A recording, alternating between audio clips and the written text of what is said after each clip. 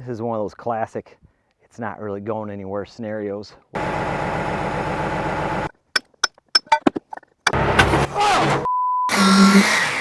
Whoa!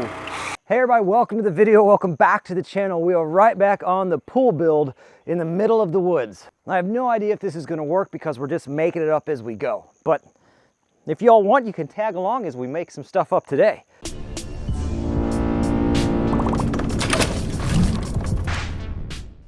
Today we're starting to take this Indiana limestone that we salvaged off of a burnt down church and start the other side of that retaining wall. See what challenges are going to face us today. They're there. I don't know what they are, but I'm ready for them. Step one's going to be get the water plant fired up. It's got this IBC tote that I bought off of Dirt Perfect. It's going to take a lot of these to fill that pool up.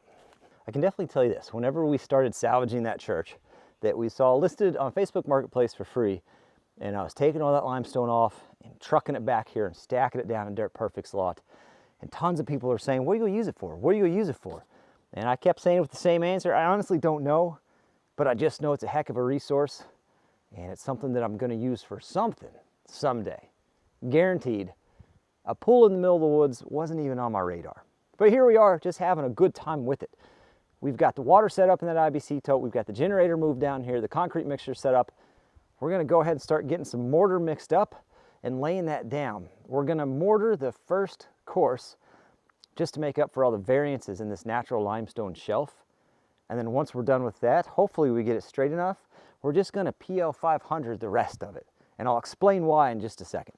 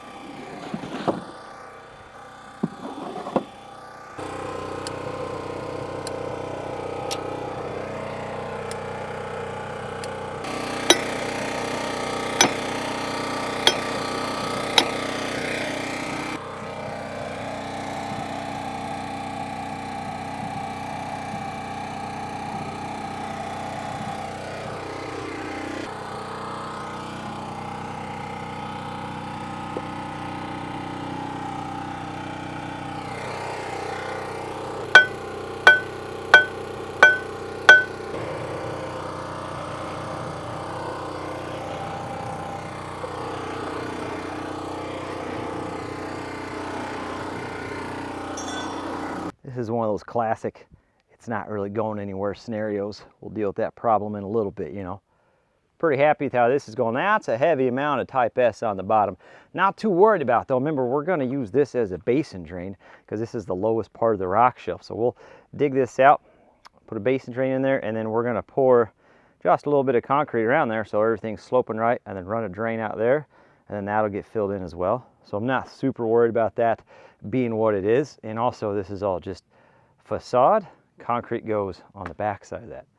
But I think she's looking pretty sharp. That being said, that is pretty thick, so she needs to sit for a hot minute before we stack any more on there.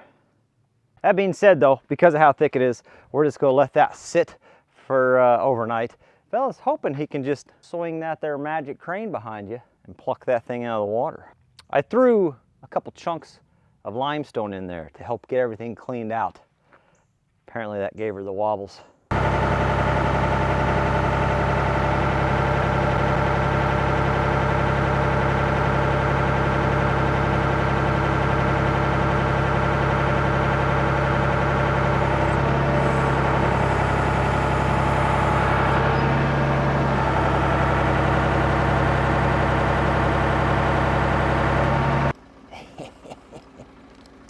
Oh man, That's one way to clean the mortar out when you're done at the end of the day, huh?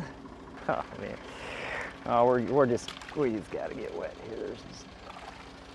Oh, nice. Oh yeah. That's fun. I like this. Oh, I got a lot. Okay. Come with me, shoot. Come on. There she is.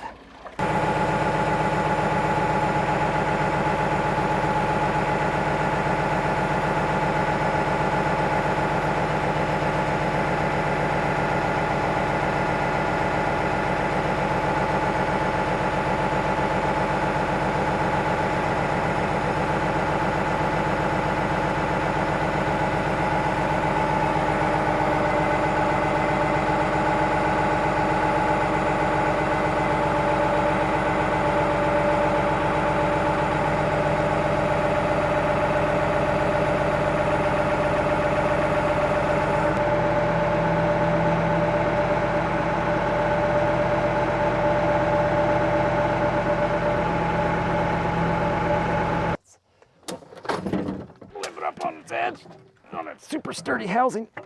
Strong enough to do that. Yep, it is. Okay. Okay. And here I was getting a chuckle out of Neil Cove, dropping the tailgate off his dump truck. If you're not watching Neil Cove Dig Drive DIY, fantastic channel, fantastic fella. If you've never dropped a tailgate off a dump truck, then you've never been pushing the limits of what you can haul. Because I've definitely been there before. I know Dirt Perfect's been there before as well. Kind of part of it. It's always a little funny when it happens, as long as it doesn't damage anything. And then I go and throw this thing off the side of a cliff. Since the housing was underwater, so the motor was underwater, we'll let that dry out before we give her a fire up. It's a new day. I got 2 more bags of S-Mix so we can finish off that end down there. But I guess first we need to see if this mixer is going to fire up for us. Look at that! Harbor Freight mixer. Pond proof, huh?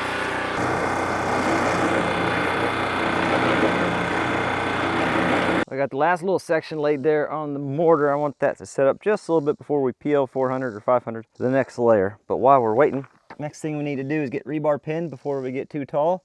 And I need to take the hammer drill down on the backside and bust out a lot of that dried out mortar, which doesn't take too much effort.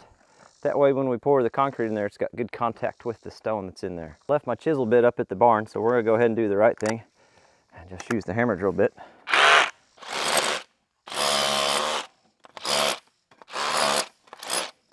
So we got the bottom of that cleaned out. Went ahead and trim that spray foam off around there as well. That way we got the full thickness of the wall down along the bottom. Next thing we're gonna do, we're gonna take this DeWalt SDS hammer drill. I got a 1/2-inch bit on there, and I've got some number 4 1/2-inch bar left over from the YouTube. Yeah, if you never worked with rebar, it's measured in eighths. So number 4 bar is 4/8, 1/2-inch. Number 3 bar is 3/8. You guys get it. Pretty simple system they got set up for us. 1/2-inch rebar and a 1/2-inch hole is a pretty tight pin, and that should do good for us. The whole point of this is to help keep that bottom from kicking out. Any pressure on the bottom of that wall, trying to push on it and slide it across this limestone, this should keep it anchored in place for us.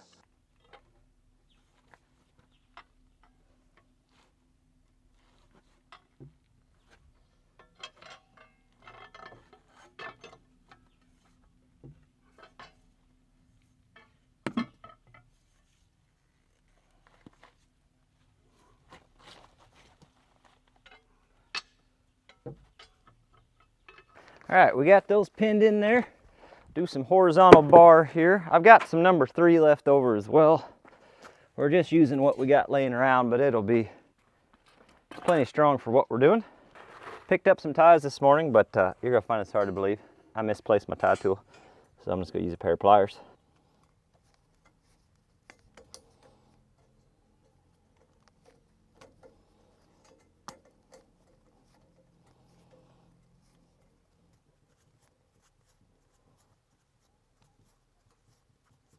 Put a little bend right here.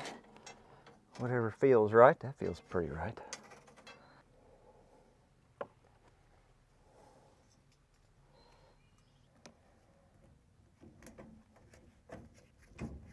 Hopefully this is set up enough we can go ahead and run some of these on there.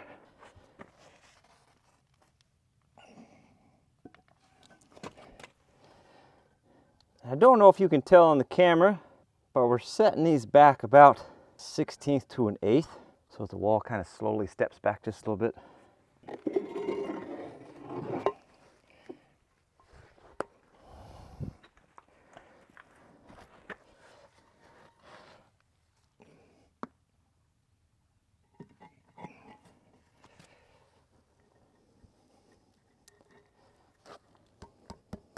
So this one's leaning forward just a bit. So what I can do, I can take some little pieces of this tie wire and just kind of use them like little shims.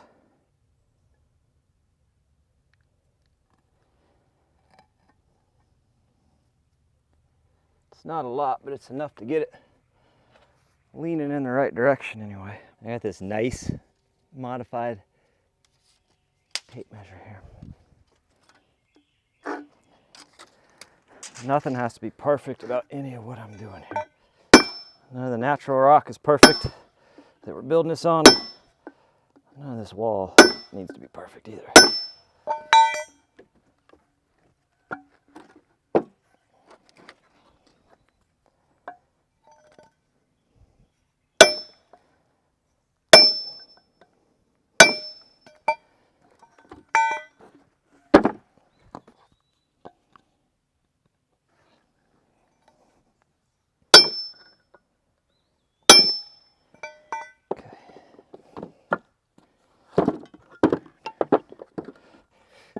Of course, you guys are right in the shadow.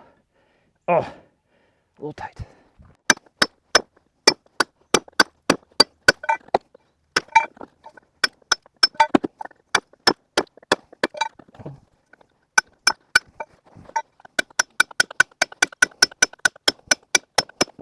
And then we'll just keep on stacking this thing, kind of taking our time, letting that PL 500 set up just a little bit. If there is some angle, it will just slowly kind of slide off. So you got to take a little bit of time to make sure it's happy where it's at. And if we need to lean something or support something so it doesn't do that, well, that's something we can do as well. I'm not worried if this wall is perfectly plumb, if it's perfectly straight or perfectly level. Like I said, nothing around it is. It's all natural stone. So we're not too concerned about that. I just need it to be strong enough to hold the concrete behind it whenever we pour, and it to hold the dirt back. That's all we're looking for. We're not perfectionists here, we're functionalists.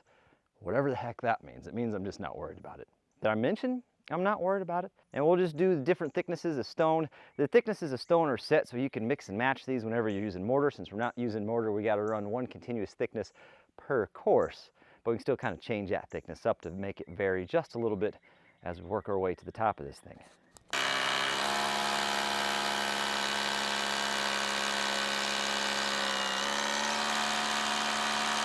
So you can see these tapcons are loose in here. It's just a pin for it to kick back to. And once we get that pin there, I can take this, foot down, knee into it, get that board where it's supposed to be.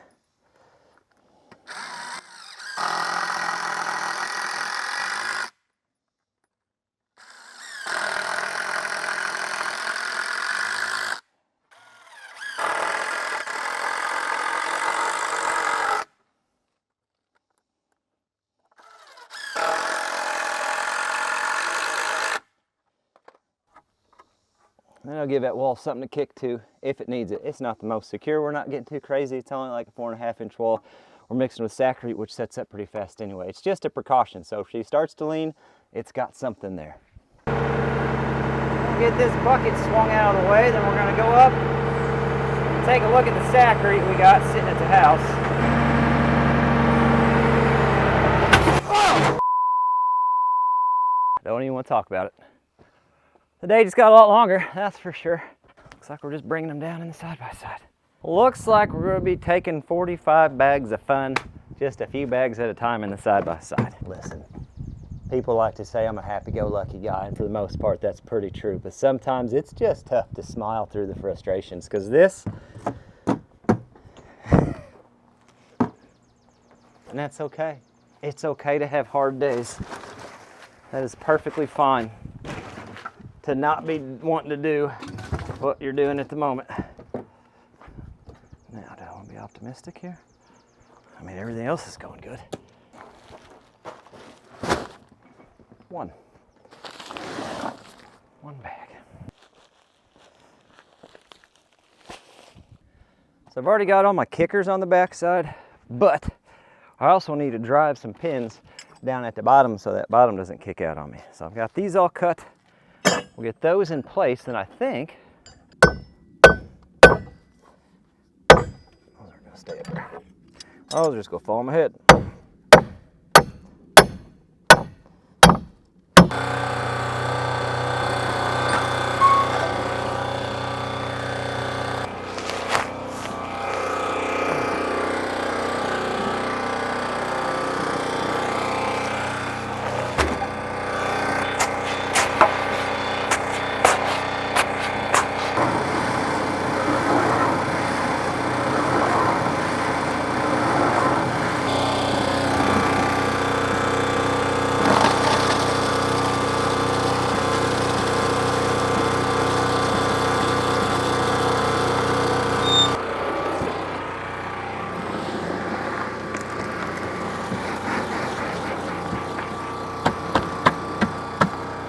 First 5 bags down. Not too terrible, honestly. And I don't know how well you can see down in there. That's where 5 bags got us though. These will come out as we get up. Right now they're just kind of holding the rebar in place for us. But we're getting there. If there is a plus side to the 5 bag system, I do get to take a little bit of a break every time I go to get more bags. So there it is. There's the plus side. It was in there somewhere.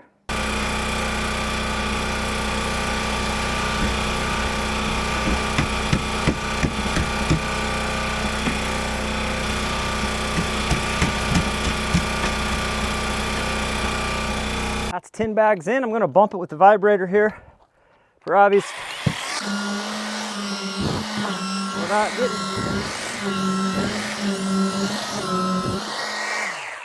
We're not getting crazy because I don't want to blow anything out, but I definitely want that concrete to get around that rebar real good, and I want it to consolidate in any of the little cracks to help hold on to this limestone too. Yeah, just real easy. That's it. Like I said, not crazy, just enough. Not too much pressure. All right, we are 20 bags in. And everything's going good, except for the fact the mixer gave out. That's not great. That's going to be crucial. Clean the top of this wall off. Let me buzz it real quick with the vibrator, then we'll dig into this mixer and see what's going on with it. Hopefully I just sheared the key. I think I got extra material for that.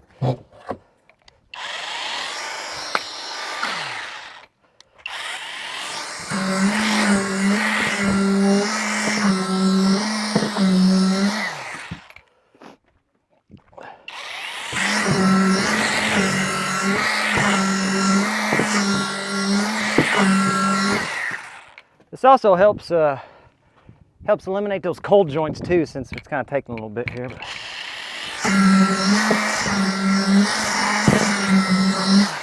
Keep it all mixed together as one cohesive pour.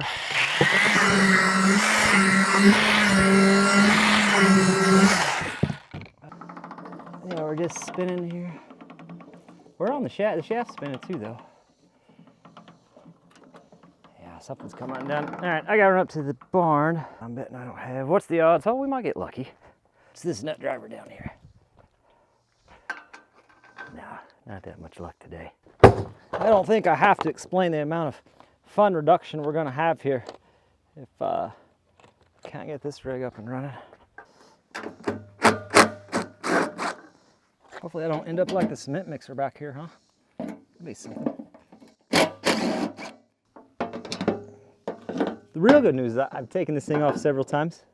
Sometimes it has issues. I just decided to never put all the bolts back in, so it makes things quicker. Oh yeah. Key looks gone. Okay. Let me get this piece out. I'll show you what we're dealing with, and then no, I don't think the key's gone. I think, no, yeah, the key's gone. Yeah. So there's nothing to these little rigs. There's just a little engine, a pulley, and a belt, which is kind of nice because then it slips if it needs to. And then right here, there's a key that goes from that pulley onto that shaft. And you will notice the key is missing. Should go right in there, and that's what attaches it. So I need to come up with something. I don't know if I have that exact material, but I got plenty of metal. we'll get something whittled down to work for sure. I don't have any key stock. I got to pick some up next time I go to the hardware store. I'm just going to surgery down this old cheap driver bit and see if it's enough to get us through today. I'm not calling this machinist quality by any means, but here's a little chunk of metal. I just need to get me through a few more bags.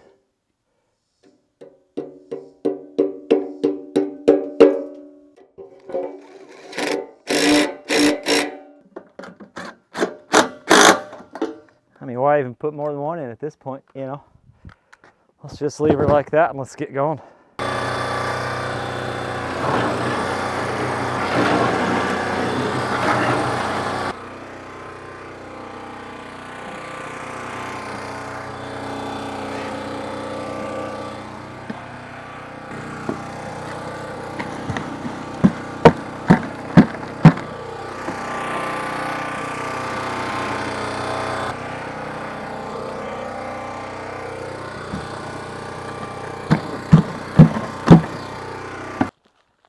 So this is the last round of 5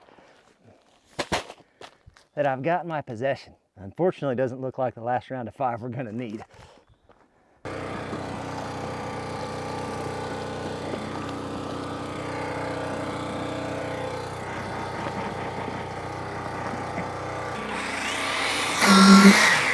Whoa!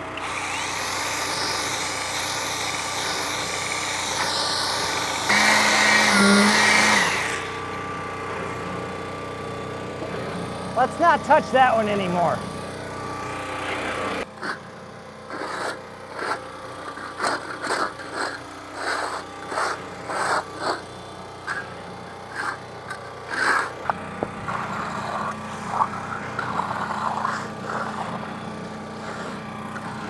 Good enough for what we're doing. I'm probably about, I conservatively guess, probably another 5 bags short of where I need to be, but you guys saw that wall move, so probably glad I don't have 5 more bags, because I don't know if I would have noticed it if I wasn't watching it while I was vibrating that wall. One last thing I want to do before this sets up, we got to add a little bit of rebar to it. So just like we have these columns right here with this rebar sticking up, we're going to do stone columns on top of this wall as well. Maybe I should just call them posts, because it's going to be for a railing that goes around the top side of this wall. And I want to go ahead and wet set some rebar just like we did with the original posts, so that whenever we come back on the next video and we start stacking that column up, or that post up, everything's ready to go and it's got a good strong bond. That is going to be the next video, by the way. We'll come in, we'll lay a cap on top of this, we'll lay our posts up and hopefully get our posts filled with concrete, and then this section of the wall will be 100% complete and we can move on to the next step in the project. So that's exciting. I feel like we're moving at a decent pace for the amount of work that this project entails. Well, we're just going to take some rebar with the 4-inch grinder, cut this stuff off, and then just give her some shakes in and out of the mud there. Hopefully you're really starting to get the picture of what this area is going to look like. I think it's going to shape up pretty cool. The more we work on it, honestly, the more excited I get. I did have some concerns in the previous video of me dumping stuff in the pool. They're like, well, now you got to dig it back out. Keep in mind, the pool's not dug out yet. We kind of did a rough dig to see what shape we could get. We still have to get around to the back because I have the 304 and put the final shape in, but that won't be until all this work up here is done and all of this is held back, because I don't want to dig this, put a liner in, and then, you know, it's all in the pool, because that would be a waste of time, that's for sure. But we got a specific order we're doing it, and you want to see how it turns out, you just got to stay subscribed, make sure your notifications on, and tune in to the next one. I am blown away. Wow. Sometimes I even impress myself. It's rare, but it happens. I have never been so happy to see a pallet. Oh, fantastic.